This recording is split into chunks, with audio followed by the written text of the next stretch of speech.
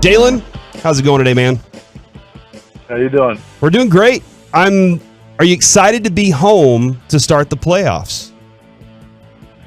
Yeah, I'm just excited. This has been a long week. I'm ready to get this show on the road. Jalen, you were in the playoffs last year and stuff. Like, is there stuff that you learned that you carry over? I mean, everybody's experience is different, how they handle the first things, but then now here's a second opportunity for you. Is there stuff that you carried over from that playoff experience last year? No, not really. I'm ready to go. It's behind me. I'm just ready to move forward.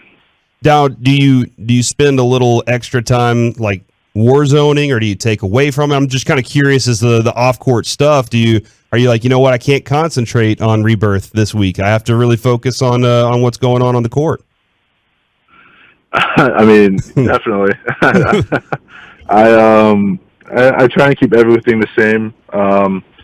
It's still basketball. There's still things to be done, but I think the main part about all this is not overthinking. Limiting the distractions that can mess you up. But for me, I'm just trying to keep everything the same, even though obviously there's more at stake during the playoffs than there is during the regular season. But I try to keep everything the same. Give us a life lesson. How do you get away from the distractions? Because we all get distracted. I'm curious how a pro athlete gets rid of distractions. I think for me, it's just like I said before, it's kind of keeping everything the same. Keep do all the things you would do on a regular day. I guess maybe not on game days, but like just trying to keep everything like very, very similar to what you would do during a regular season, because you don't want to put too much pressure on yourself. You don't want to think too much about certain things. You kind of just keep the same flow. And, I mean, that's what I do. Also, I surround myself with people that I know aren't going to, kind of be burdens. And it goes along. That's my teammates, and that's just my family and friends who I keep around. Is a burden a guy or gal that asks you for tickets? I've always learned that. I was in NFL, and I was wondering, if you asked me for tickets, I would tell you, hey, I'm not the box office here. Do we eliminate those people in our life? Yeah, definitely do. But sometimes the people who ask for tickets, you can't really say no to. Okay, but, all right.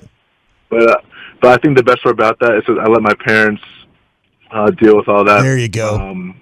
They whenever someone asks, I ask my mom or ask my dad, and they're like, you know what, I'll just catch you on the next one. they know how my parents will respond. Nice. There you go. Probably a smart decision is to let somebody else manage that for you. Yeah, your folks are all right in my book. I needed them in my life somewhere down the road. All right, so Jalen, I got to figure out what the message was from Kid when you realized that you're playing with a man short. It's y'all have done this before. Was it, hey, we're gonna stay the course, we're gonna do what we always done, or was there a different approach from Kid whenever he walked in the room to talk to you guys? Everything's been the same approach. I think obviously having him out is tough, but I think for us everything's going to be the same. We're going to go out there to play Mavs basketball with do what we got to do, but the message was the same. There's nothing really different. Is there a real hatred with Utah? Because I've seen some things going around there, and I've seen the John back and forth. Is that team? Are you just thinking, man, we can really pry that team apart because we know we don't like them? Honestly, it has nothing to do with Utah, really. I think at this point in our careers, the guys that have been here for a while now, we just have something to prove to ourselves.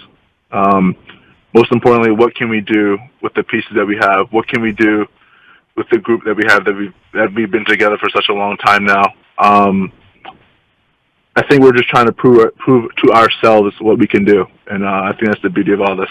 I think kind of maybe what you're trying to say, like there are a bunch of guys on this team that I know, even hosts at this station, that have said, well, he can't do that, he can't do this, he's not able to do that, and they're talking about different players on that team.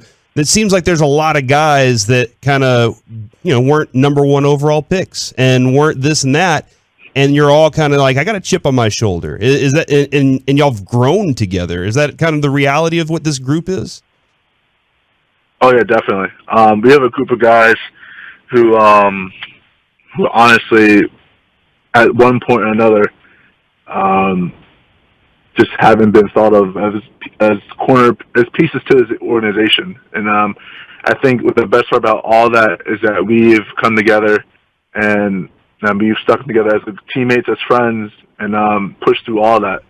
And I still think we have a lot more to push through, but the chemistry and the camaraderie that we have, we're a bunch of group of guys that love each other, and we want to win, and we want to stick together. Jalen, is that something that comes from the top, or is that something just, in a locker room setting, bus rides, plane rides together? Is that where that comes from? It maybe even more so than being on the court? But excuse me, what comes from? The camaraderie, though, the love that you're talking about for your teammates. It's all around. It's all around. I think as teammates, we give each other confidence. We go out there and play that we play.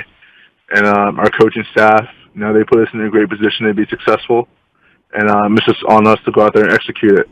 And whether we mess up or don't do certain things that we're supposed to, it's never that we're really pointing fingers anymore. It's more of just kind of coming together and just trying to figure it out as a group. And we've done a great job of it all year, and we want to continue that for as long as we can. What's the all right? Tomorrow, let's kind of go through the process. You're gonna wake up. That's step number one. Yeah. All right, Broadus. Yeah. Wake up and get started on the day. What's the pregame meal prep? How are you rocking with this? You wake up, you eat eggs. What's the step here? Yeah, I wake up, I eat eggs.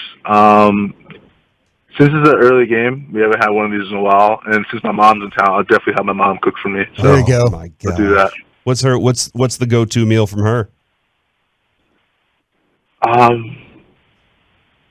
Well, it depends. Since it's a game day, I can't really have now pancakes or French toast or whatever right then. Yeah. So,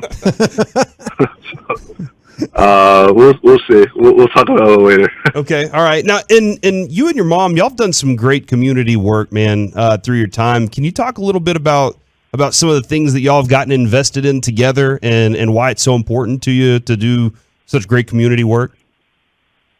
Yeah. As of most recently, there was a first grade teacher who tweeted at myself during the game and about her class doing projects on me for Black History Month, and I saw it and I caught wind of it, but then my mom really brought it to my attention. So this is really cool and stuff like that. And I saw it and I was like, it's really cool, but I didn't know what I could do with it. And my mom comes up with the idea of trying to get in touch with the class and doing something for them. And my mom got in touch with someone from the Mavs, and we got it all sorted out where we had a Zoom call with the class. They got to see the projects that they did based on me. They knew everything. They knew my shoes, my number, where I grew up, my family members, and all of that. And it was really cool. So my mom and I helped set up the class to come to the season finale. And we got to get that first grade class and a couple of their parents out to the game. I got to meet them before the game. It was really cool. Something that I didn't know was possible, that someone could be searching. Someone could be really kind of learning about me in a way to be a role model, and it's something that I kind of thought about it a couple of days later, saying, "Wow, this is really cool." Like it really kind of hit home, and I honestly, without my mom kind of pushing that, I didn't know I could have that experience, and so it was a really cool thing. But yeah, we do a lot of things, but that being most recent was really special. Nice. Jalen, when we watch you play, you're so focused on the court. I always wanted to ask a basketball player this question.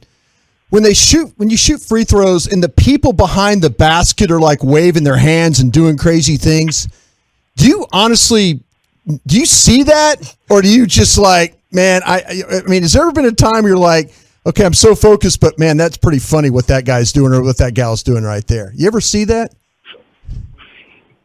Yeah, I think I see stuff like that all the time, especially during the ball when I'm not shooting free throw. But honestly, when the ball is in play, when I'm shooting free throw, I don't really see a lot that's outside of those lines, and it's really kind of difficult to explain. I focused on inside those lines, and then whatever's on the outside during the game, whenever I'm doing something, like I don't really see it.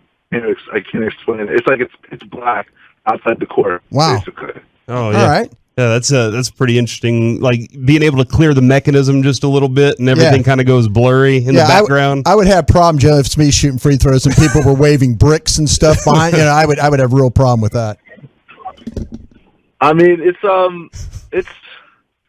I don't know. I can't explain it. It is how it is. It's been like that for a while. Especially, I just remember I think the worst ever was shooting at like the Final Four, because you're in a football stadium, sure, and the depth perception is outrageous. And so, I mean, I got through that, so that kind of made everything else easy. All right, so we had Brian Scalabrine on our morning show this week, and he popped on. He's always giving us some really good stuff. He loves the Mavericks, loves what you guys are doing. He really thinks highly of what the team's going, what they're going to accomplish. And he said, plain and simple, he thinks that the Mavericks can win this series over Utah, even if Luka doesn't step on the court for a single game against the Utah Jazz. Is that an approach y'all have to have in mind, that there's a possibility we won't see him for the first round, and we have to do this to we have to beat this team on our own? Yeah, I think for us, it's we're taking one game at a time, and I think it's very important for us not to look past or look forward to what is possible for us. It's very hard to do. It's the task won't be easy, and I praise from him, person I've known for a long time. But we gotta take it one game at a time. You can't really think about what things are going to look like by game 4 or 5 or whatever. Like, we just gotta focus on game 1 right now. Hey, Cadbury egg or the chocolate bunny? Yeah, this is a tough one. I know. This is where the hard questions really get asked. Yeah. It's just the timing of that question. It's just, I'm not even thinking about that, and you just ask it. Oh. Yeah, I know. I know. You're chocolate bunny. Chocolate bunny. Bunny. But not the chocolate bunny that, like, once you bite it, it's hollow, yeah, right? You know what the hollow one, right? Yeah. Oh, why are we making him think about this? Yes. Chocolate bunny with the hollow chocolate bunny. All right, man. Hey, well, Jalen, we really appreciate your time, man. Best of luck tomorrow, getting things rocking here in the DFW area. We're all really excited to see the playoffs get rocking tomorrow, man. I appreciate you guys. Thank you so much.